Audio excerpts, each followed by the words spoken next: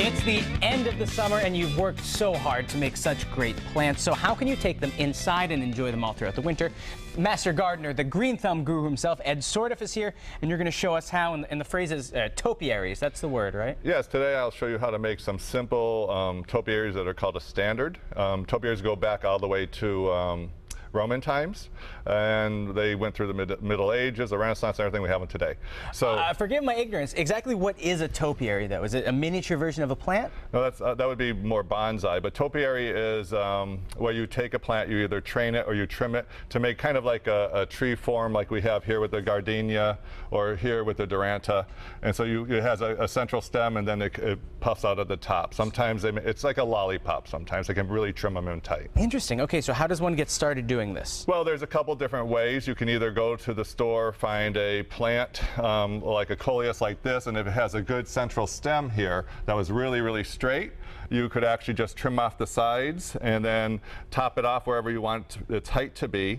And then what you would do is just let it ball out there, but keep pinching it back to have more and more branches. Interesting. So this is a really great way to get personal, and you can kind of sculpt a plant. Yes, you can take your time with it, and it's kind of enjoyable, and you can actually form it. What are some good plants that bode well for making topiaries?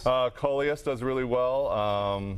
Gardenia, as you can see. Fuchsias are really nice because if you do a fuchsia plant and you make a topiary, then the flowers kind of drape down, which is really a nice looking plant. And there's also ficus and hibiscus. Those both work pretty well, too. Yes, those are excellent too. So do you mind if we try to do it ourselves? No, there was that technique that we talked where you just trim it back, but then another technique is where you would actually go into a plant and take a cutting. So actually that's what I did here. These are actually very thick cuttings that I took, and all I did was place them in sand, and I filled this little basin with water here.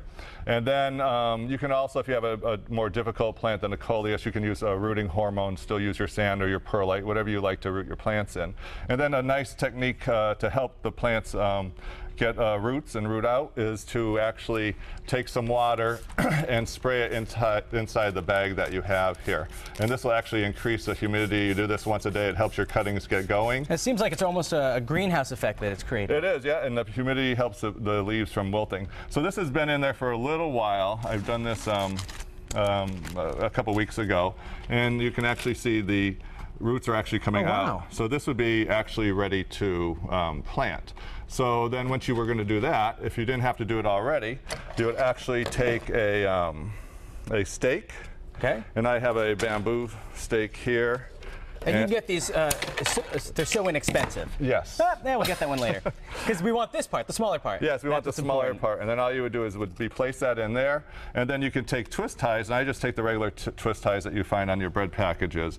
And you can just tie that up, straighten out the stem like that once you replant it, and then you're good to go. How long until you can discard the bamboo, or do we keep this forever? Well, some people keep it. If the stem isn't strong enough, you would keep it, and you just keep it with the plant itself, like a fuchsia, until they get really old and really thick stem. You can see that gardenia is probably about ready to get rid of that stem there. Because it's strong enough to hold itself up. Yes, it is, yeah. Now, I know in the past, maybe a year ago, God, time flies, but we had plants like this and we did cuttings so that we could multiply. In the spring, could you conceivably plant one of these outside in your garden and give yourself a whole brand new plant? You could, but at the end of the year, it's not going to last. This is a plant that you'd have to take in for the summer. I understand. So you're making it for an indoor plant. Yes, yeah. Now, when it comes to trimming, there's an example that you wanted to show us on this plant over here. Yes, this plant is a little sparse, but what I've done here, if you want to look at it, if you can see up close there. Right about here. Yeah, I actually, a few weeks ago, actually cut the branches there, and I cut them way in so it would start branching. When you cut the branches inside of an area like that, you can see there's already 2 branches branching out there, so that'll thicken up, and then I can, when they get a little bit longer, I can pinch them again, and they'll get thicker and thicker. So you can really sculpt the tree. If you want it to be, scrawny here and then very bulbousy right here, you can do that. Yes, you can. Based on how you cut it. Yeah, that's what you would do, and that's why you want to keep anything that will sprout off the bottom. You might get sprouts in the future. You still trim those off to maintain that tree-like form. What an indoor hobby for the wintertime, because it still keeps you active. A lot of people say gardening's so good for you because it keeps your muscles active, it keeps you moving. So this is a way that you can do it all year round. Yeah, and you'll have them for next year, and you'll even make more cuttings for your yard. Ed, it's always a pleasure to have you here. It's good to be here. Thanks so much for stopping by today. If you want more information and more gardening tips, we have it all the time. Just visit us online, mymassappeal.com.